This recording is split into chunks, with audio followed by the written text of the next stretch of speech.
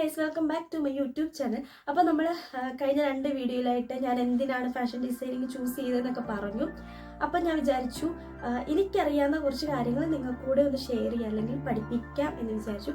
അപ്പോൾ ആദ്യം പറയാൻ പോകുന്നത് റണ്ണിങ് സ്റ്റിച്ചാണ്. റണ്ണിങ് സ്റ്റിച്ചിന് 4 വേരിയേഷൻസ് ഉണ്ട്. ഒന്ന് running stitch, uneven running, wave, whipped. Okay, അപ്പം നമുക്ക് ആദ്യം ഇതൊക്കെ എന്താണെന്ന് പരിചയപ്പെടാം. ഇതാണ് എംബ്രോയ്ഡറി ത്രെഡ്. ഇതിൽ 6 സ്റ്റാൻഡ്സ് ഉണ്ട്. അതായത് ഒരു 6 നൂലുകള് ഇതുപോലെ പിഴച്ച് ഇതിനകത്ത് 6 നൂലുകള് ഇതുപോലെ പിഴിച്ച് ഇങ്ങനെ തുഴച്ച് എന്തോ പറയുന്നു, അങ്ങോട്ടും ഇങ്ങോട്ടും പിന്നി വെച്ചിരിക്കുന്ന 6 സ്റ്റാൻഡ്സ് ആണ് ഈ ഒരു എംബ്രോയ്ഡറി ത്രെഡിനുള്ളത്. ഇത് ആങ്കർ എന്ന് പറഞ്ഞ ഒരു കമ്പനിയിലെ ത്രെഡാണ്. ഇതാണ് കുറച്ചുകൂടെ നല്ലത്. കാരണം ബാക്കിയുള്ള ത്രെഡ്സ് ഒക്കെ ഇപ്പൊ വെള്ളം പറ്റുമ്പോഴത്തേക്കിനും അതിലെ കളർ ഇളകാൻ സാധ്യതയുണ്ട്. അപ്പൊ ഈ ഒരു ത്രെഡിന് ഇതും കളറൊക്കെ ഇളകും, പക്ഷെ അപൂർവമായ സിറ്റുവേഷൻസിൽ മാത്രം. അല്ലാത്ത പക്ഷം ഇത് നല്ലൊരു ത്രെഡാണ്. അപ്പൊ ആങ്കറിന്റെ ത്രെഡാണ് ഞാൻ യൂസ് ചെയ്യുന്നത്. അപ്പം ആ ഒരു ത്രെഡിന് 10 രൂപയാണ് ഒരെണ്ണത്തിന് വരുന്നത്. പിന്നെ അടുത്തായിട്ട് വേണ്ടതെന്ന് പറഞ്ഞാൽ ഇതാണ്. ഇതിന്റെ പേര് ഹൂപ്പ് എന്നാണ്. ഇത് ഇതുപോലെ തന്നെ ഒരു സ്ക്രൂ ഉണ്ട്. നമുക്കിത് ഇങ്ങനെ എടുക്കാൻ പറ്റും. ഓക്കെ, ഇതുപോലെ എടുത്തിട്ട് ഇനി ഇതിൻ്റെ അകത്തോട്ട് തുണി വെച്ചിട്ട് നമുക്കിത് ഇതുപോലെ തന്നെ അയക്കാം. ഓക്കെ, ഇതുപോലെ തന്നെ വെച്ചിട്ട് ഈ സ്ക്രൂ ഒന്ന് ജസ്റ്റ് ഇങ്ങനെ ഒന്ന് ടൈറ്റ് ചെയ്ത് കൊടുത്താൽ ഇത് ടൈറ്റ് ആകും. ഇതിൻ്റെ അകത്ത് തുണി നിൽക്കും.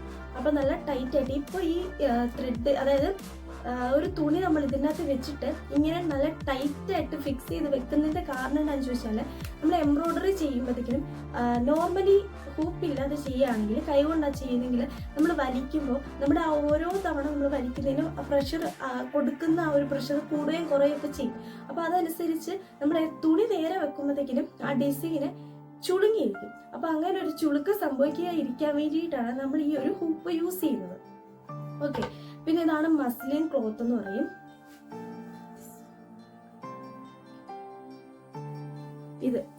ഇതിന് മീറ്ററിന് ഇതിപ്പോ ഞാൻ പാറ്റേൺ വെട്ടി വെച്ചിരിക്കുന്ന ഒരു സംഭവമാണ്. ഓക്കെ, ഇതിന് മീറ്ററിന് 70 രൂപയാണ് ഒരു മീറ്ററിന് ഇതിന്റെ വില.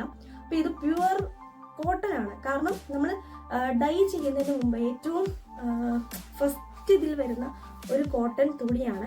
നമ്മൾ കുറേ ഡ്രസ്സ് ബൊട്ടിക്കുകളിലൊക്കെ സാമ്പിൾസ് ഒക്കെ ചെയ്ത് കൊടുക്കും. ഒരു ഗാർമെന്റിന്റെ സാമ്പിളായിട്ട് ഡ്രസ്സ് തയ്ക്കുന്ന എല്ലാം ചെയ്ത് കൊടുക്കാൻ വേണ്ടിയിട്ട് യൂസ് ചെയ്യുന്ന ഒരു ക്ലോത്ത് ആണ് ഈ മസ്ലിൻ ക്ലോത്ത് എന്ന് പറയുന്നത്. കോറ തുണി എന്നാണ്. മലയാളം കോറ തുണി. ഓക്കെ, ഇതിന് 1/2 മീറ്റർ, 1 മീറ്ററിന് 70 രൂപയാണ് വില വരുന്നത്. അപ്പൊ മസ്ലിൻ ക്ലോത്തിൽ തന്നെ ചെയ്യണമെന്ന് നിർബന്ധമൊന്നുമില്ല. നമുക്ക് ഞാൻ പറഞ്ഞല്ലോ, ഏത് മെറ്റീരിയൽ ആണെങ്കിലും നമുക്ക് ഈ എംബ്രോയ്ഡറി ചെയ്യാൻ പറ്റും. അപ്പൊ ഇത് പോപ്ലിൻ ക്ലോത്ത് ആണ്. ഇപ്പൊ പോപ്ലിൻ ക്ലോത്തിൽ നമുക്കിതെങ്ങനെ ഫിക്സ് ചെയ്യുന്നത് നോക്കാം. അപ്പൊ ആദ്യം തന്നെ നമ്മൾ ഈ സ്ക്രൂ ഒന്ന് അഴിക്കണം, ലൈക്ക് ദിസ്. ഓക്കെ, ഇങ്ങനെ അയച്ചു. ഇത് നമ്മൾ ഇത്തരാണ്, അതായത് ഈ ഒരു സംഭവം ഇല്ലാത്ത തുണി എടുക്കുക. എന്നിട്ട് അതുപോലെ തുണി എടുത്തിട്ട് ഇങ്ങനെ കാണാനും ഇങ്ങനെ വെക്കുക. എന്നിട്ട് ഇത് തിരിച്ചു വെക്കുക.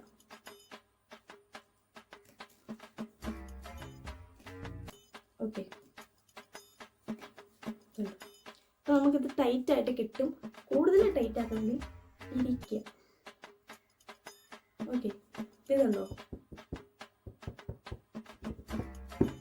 നല്ല ടൈറ്റ് ആയിട്ട് കിട്ടിയിട്ടുണ്ട്. ഓക്കെ, ഞാനിപ്പോൾ എടുത്തിരിക്കുന്ന 3 ഇഴയാണ്. എന്നിട്ട് അതൊന്ന് ഇതുപോലെ ഒന്ന് മടക്കി കൊടുക്കുമ്പോഴത്തേക്കിനും 6 ഇഴയാകും. സിമ്പിൾ. എന്നിട്ട് ഈ കെട്ടിടാന് സിമ്പിൾ ട്രിക്ക് പറഞ്ഞുതരാം. ഇങ്ങനെ പിടിക്കുക, എന്നിട്ട് ഇങ്ങനെ എടുക്കുക. ഇവിടെ കൂട്ടി വെച്ചിട്ട് ഇങ്ങനെ പിരിച്ചു കൊടുത്തിട്ട് വലിക്കുക. ഇത്രയും സിമ്പിളാണ് ഈ ഒരു സാധനം ചെയ്യാൻ. ഒന്നുമില്ല, ഓടുന്നൊരു സ്റ്റിച്ചാണ്. ഭയങ്കര ഓട്ടമാണ് ഈ സ്റ്റിച്ചിന്. അടിയിന്ന് സൂചി കുത്തി എടുക്കണം. കുത്തിയെടുത്ത് ഓക്കെ, എന്നിട്ട് ഇത് ജസ്റ്റ് താഴോട്ടൊന്ന് കുത്തിയെടുക്കണം. ഓക്കെ, പിന്നെ കുറച്ച് ഗ്യാപ്പ് ഇട്ടിട്ട്, അതായത് ഇപ്പൊ ഫസ്റ്റ് ചെയ്യുന്നവർക്കാണെങ്കിൽ ഇത് തെറ്റിപ്പോകും അല്ലെങ്കിൽ ഇത് ഇങ്ങനെ പോകും എന്നുള്ളവരാണെങ്കിൽ ഒരു ലൈൻ വരയ്ക്കുക, വരച്ചിട്ട് അതിൻ്റെ അത് ചെയ്യുക. അപ്പൊ ഞാൻ രണ്ടാമത് അതേ ഒരു ലെവലിൽ തന്നെ ഒന്ന് സൂചി താഴേന്ന് കുത്തിയെടുത്തു. എന്നിട്ട് അടുത്തത് ആ ഒരു ഗ്യാപ്പ് കറക്റ്റ് കൊടുക്കണം. ഓക്കെ, ആ ഒരു വലിപ്പവും എല്ലാം കറക്റ്റ് വേണം.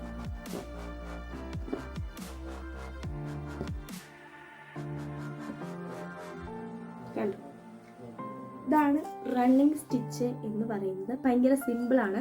ഇപ്പൊ ഈ എന്താണ് ഭയങ്കര ട്രെൻഡായിട്ടിരിക്കുന്ന ഒരു ഫാബ്രിക്കാണ് കാന്ത ഫാബ്രിക് എന്ന് പറഞ്ഞാൽ. ആ കാന്ത ഫാബ്രിക്കിൽ മൊത്തം ലൈൻസ് ഇതുപോലെ ചെയ്തിടുന്നതിനെയാണ് കാന്ത ഫാബ്രിക് എന്ന് പറയുന്നത്. ഓക്കെ, റണ്ണിങ് സ്റ്റിച്ചിന്റെ വേറൊരു പ്രത്യേകത എന്താണെന്ന് വെച്ചാൽ ഇതിന്റെ ഇടയ്ക്ക് കൊടുത്തിരിക്കുന്ന ഇന്റർവെൽസ് എല്ലാം സെയിം റേഷ്യോ, സെയിം അളവിലായിരിക്കും ഈ ഒരു ഇന്റർവെൽസ് എല്ലാം കൊടുത്തിരിക്കുന്നത്. ഇനി സെക്കൻഡ് വൺ എന്ന് പറഞ്ഞാൽ അൺഈവൻ റണ്ണിങ് സ്റ്റിച്ച് ആണ്. ഈ സെയിം ആണ് കാണിച്ചത്.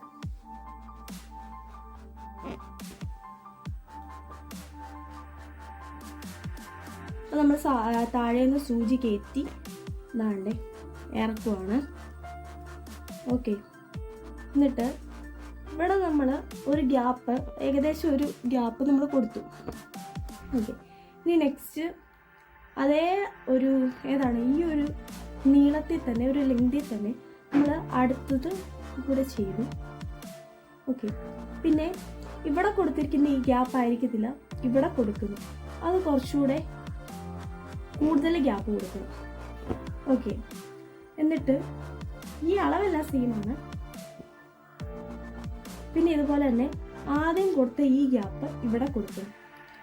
അതായത് ഇപ്പം ഈവൻ എന്ന് പറയുമ്പോഴത്തേനും അതിൻ്റെ ഇന്റർവെൽസ് എല്ലാം സെയിം രീതിയിലാണെങ്കിൽ, അൺഈവൻ എന്ന് പറയുമ്പോഴത്തേക്കിനും അറിയാലോ ഗ്യാപ്പ് കൂടിയും കുറഞ്ഞും ഒക്കെ ഇരിക്കും. ഓക്കെ, അങ്ങനെയൊക്കെ ഇരുന്നൊക്കെ വരും. ഇതാണ് അൺഈവൻ. ആദ്യത്തെ ഇവിടെ ഒരുമിച്ചിരിക്കും, ഇവിടെ ഒരുമിച്ചിരിക്കും, പിന്നെ അടുത്ത് വരുമ്പോൾ അടുത്തത് അടുത്തിരിക്കും. ഓക്കെ, അങ്ങനെ ഇതിന് ഒരളവാണെങ്കിൽ ഇതിന് വേറൊരളവ്, ഇതിന് ആദ്യത്തെ ഈ അളവ്, പിന്നെ ഇവിടെ ഈ അളവ്, അങ്ങനെയാണ് ഈ അൺഈവൻ റണ്ണിങ്ങിൻ്റെ ഒരു വ്യത്യാസം.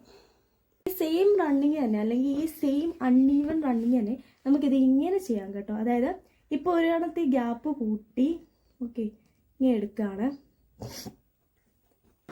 അതായത് ഇന്റർവെൽസ് എല്ലാം നമ്മൾ സെയിം ആയിട്ട് തന്നെയാണ് കൊടുക്കുന്നത്. പക്ഷേ ഈ എടുക്കുന്ന എന്താണ് ആ ഒരു സ്റ്റിച്ചിൻ്റെ ലെങ്ത് കൂട്ടിയും കുറച്ചും. അതായത് ഇത് കണ്ടോ, ഇതും ചെറുത്, ഇതും വലുത്, അങ്ങനെ ഒന്നടവിട്ട് കൊടുക്കും. അങ്ങനെ ഒന്നടവിട്ട് ഇപ്പം ഇന്റർവെൽസ് കൊടുത്താലും ഈ ഒരു നൂലിൻ്റെ ലെങ്ത് കൊടുത്താലും അത് രണ്ടും അൺഈവൻ സ്റ്റിച്ചാണ്. ഇനി വേവ് സ്റ്റിച്ചാണ്. ഇപ്പോൾ വേവ് സ്റ്റിച്ച് എന്ന് പറഞ്ഞാൽ ഇതിപ്പോൾ റണ്ണിങ് ചെയ്തിട്ടാണ്. ഇപ്പോൾ നമ്മൾ റണ്ണിങ് ചെയ്തു, എന്നിട്ട് റണ്ണിങ് ചെയ്ത് സ്റ്റോപ്പ് ഇടുക, ദെൻ വേറൊരു നൂല് അല്ലെങ്കിൽ ഇഷ്ടമുള്ള ഒരേ കളറാണെങ്കിൽ അങ്ങനെ എടുക്കുക. ഇപ്പോൾ വേവ് എന്ന് പറയുമ്പോൾ തന്നെ അറിയാലോ, ഇത് ഇങ്ങനെ പോകുന്നതിനാണ് വേവ് എന്ന് പറയുന്നത്. സോ നമ്മൾ താഴേന്ന് നൂല് ഇതുപോലെ മണ്ടയിലോട്ട് കുത്തിയെടുത്തിട്ടുണ്ട്. എന്നിട്ട് ഇപ്പം ആദ്യത്തെ സ്റ്റിച്ചിൻ്റെ മണ്ടയിലോട്ട് നമ്മൾ നൂല് വെക്കുകയാണെങ്കിൽ രണ്ടാമത്തെ സ്റ്റിച്ചിലൂടെ ആ നൂലിനെ നമ്മൾ ഇറക്കണം. ഓക്കെ, ഇനി അടുത്ത സ്റ്റിച്ചിലൂടെ നമ്മൾ ആ നൂലിനെ മണ്ടയിലോട്ട് കയറ്റണം.